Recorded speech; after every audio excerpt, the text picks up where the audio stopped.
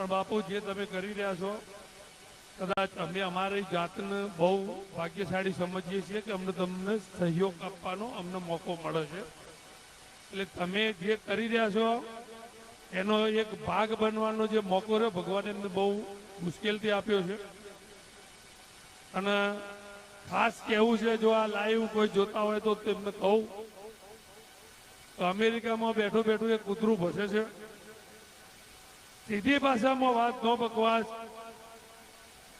એને એક જ શબ્દ કેવો છે, તારે આ બાપનો જો તું દીકરો હોય તો ખાલી એક સમૂહ લગ્ન કરી બતાય, તારાથી ભસવાનું બંધ કર અને કામ કરવાનું ચાલુ કર, કારણ કે મારો ભાઈ બંધ છે એટલે બોલું છું. વિપુલ, આ એ જ મામો છે જે વર્ષો પહેલા તારી હારે હતો અને આજ હું ચેલેન્જ આપું છું કે બાપુનો 1% ખાલી કરીને બતાય, 99% તો અમે તને માફ કરી દઈશું. જય માતાજી, જય ભવાની.